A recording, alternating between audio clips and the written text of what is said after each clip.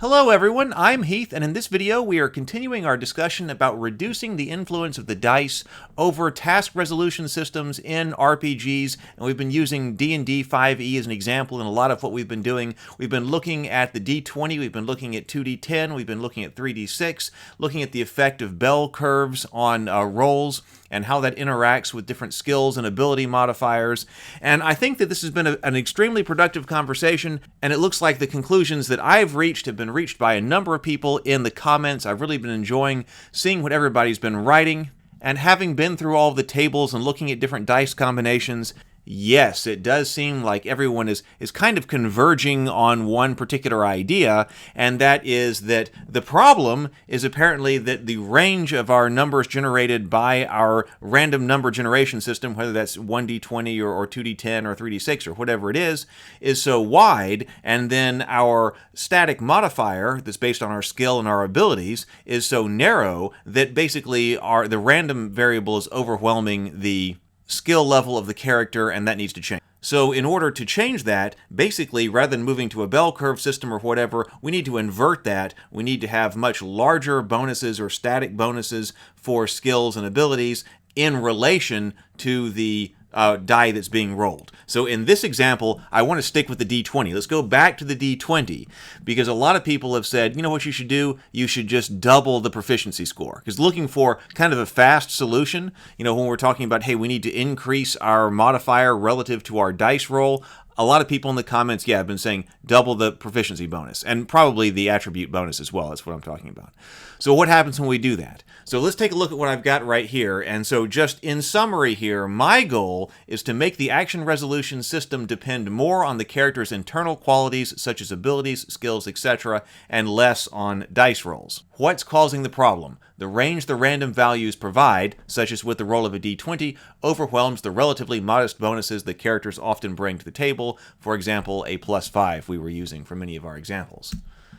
So the solution is to dramatically decrease the discrepancy between the range of the random component and the static component. And there are a number of different ways that we can do that.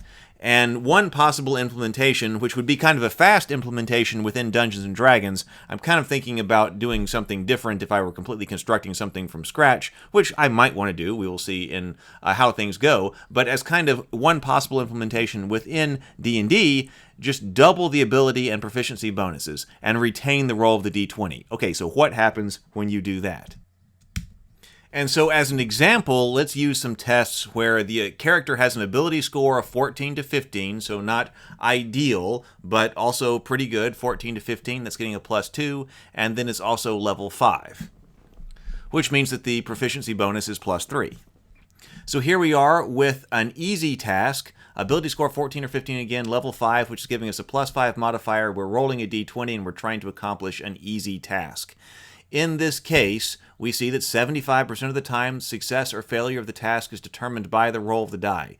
And still, I think that 75% of the time for that to be in the hands of the dice is a lot once you are level 5. 25% of the time, your success or failure is determined by that skill that we've got, for a total chance of success of 80%. And of course, that's what a lot of people focus on, that, well, you got an 80% chance of success. Yes, because it's easy. So some people will focus on, yes, you've got an 80% chance, isn't that good? Well, I would focus on, it's probably not, because by the time you're level 5, you've got a +5 modifier, which means you're not shabby in your skills, and you're level 5, so you're as proficient as you can be in this. And yet, when the time comes to try to accomplish something easy, you only have an 80% chance of success. There's a 20% chance that you're going to fail doing something easy. Now, I know at this point, this is where a lot of people, or some people in the comments will say, if it's something easy, don't even make them roll for it. The DM shouldn't even be requiring the roll at this point, and I get that, and I understand the argument. But the flip side of that is that if the game system is telling me that a DC of 10 is an easy task, then the game mechanics of the game need to reflect that. And I'm saying that by the time you're a level 5 character and you have pretty good ability scores in the related attribute, that a 20% chance of failing something easy, and we haven't even started to account for other possible modifiers, having a base chance of failing this easy check 20% of the time is going to happen. And there was somebody in the comments who was talking about our perception of these things. And hey, DC 10, that's easy. By the time you're level 5 and you've got reasonable ability scores, That should be easy to do. Yeah, but, a 20% chance of failure is nothing to sneeze at.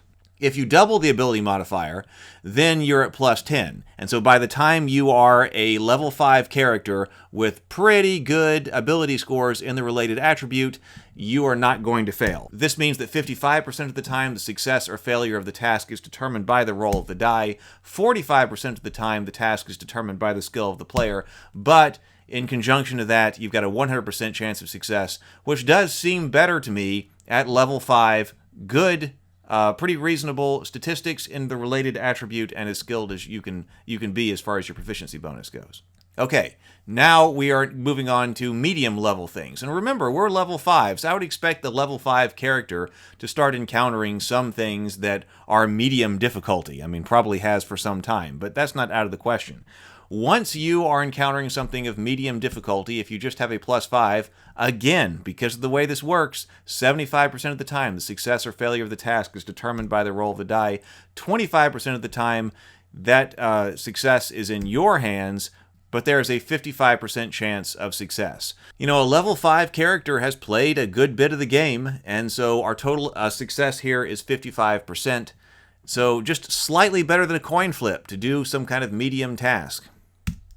If we double the modifier, then here we have 50% of the time the success or failure of the task is determined by the roll of the die, 50% of the time the success or failure of the task is determined by the skill of the character, for a total chance of success for 80%. So that the total chance of success there sounds better to me.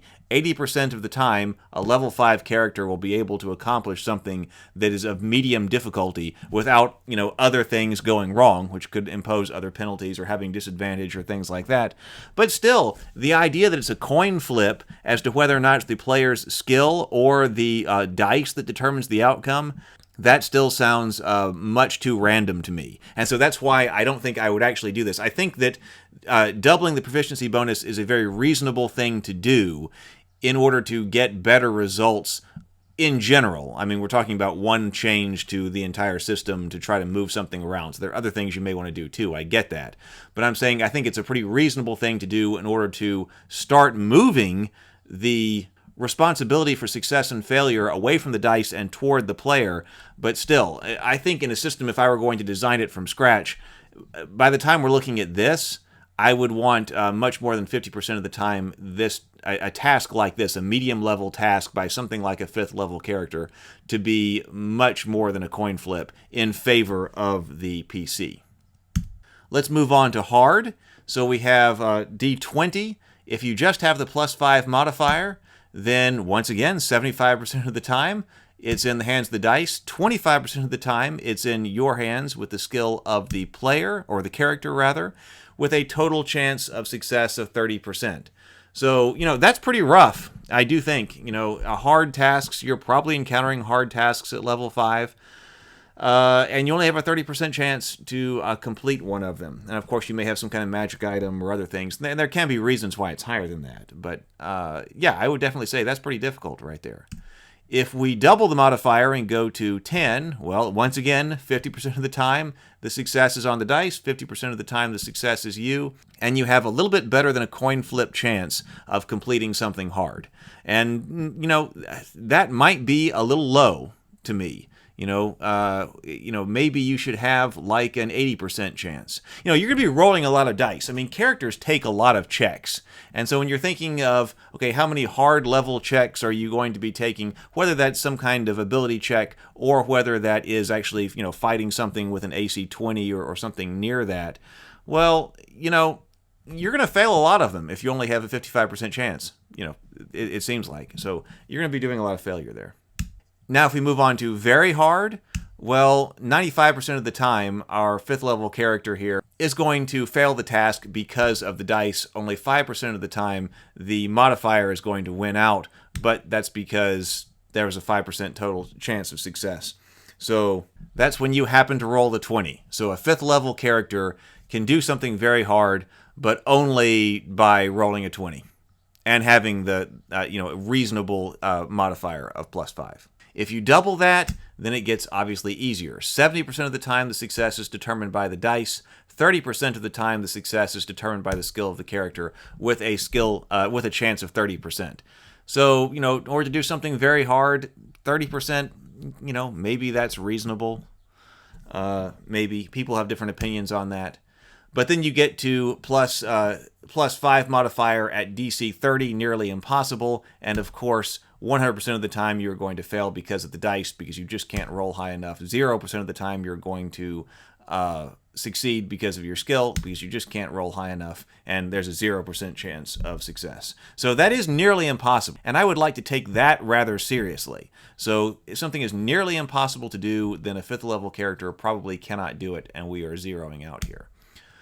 If we go to plus 10 and double it, then we do have a chance. So if people who like rolling dice and like their character to have a chance to do it if they can roll well enough, well, if you double the modifier, then by level 5, you can do it if you roll a natural 20, and you get a 5% chance. So what do you think? I mean, in general, I think that it's a reasonable fix. There are some other things that I would like to look at. I would like to look at our spread at easy and also at nearly impossible and exactly what that means, because I think there may be some tweaks we need to do at the ends, which might help us better calibrate the numbers in the middle, because it might be that we don't need just a straight doubling. It may mean that we need to do some additional finagling in there. Like, for instance, maybe we don't need to double everything between levels 1 to 4. Maybe there should be like a +2 level of a proficiency bonus at levels 1 and level 2, and then by 3 and 4 you get the whole +4. I mean, there are some tweaks that we can do that might make this better, that might mean that straight doubling across the board isn't ideal, but I think it's a reasonable thing to do. And actually, now I think that if I were trying to make some type of immediate adjustment to Dungeons & Dragons 5th edition, I would try doubling or doing some other kind of modification similar to that to the proficiency and ability score bonuses before I would move away from the D20. That's my current thinking. But still, looking back at these numbers here, this character trying to do something hard, and it's still a coin flip as to whether or not it's on the character or on the dice. I think if I were designing something from scratch, I would definitely want to fix that. And I would want to swing that in the favor of the character. So what do you think? Please let me know in the comments below. I have enjoyed reading your comments, and I appreciate how everybody's been extending the discussion.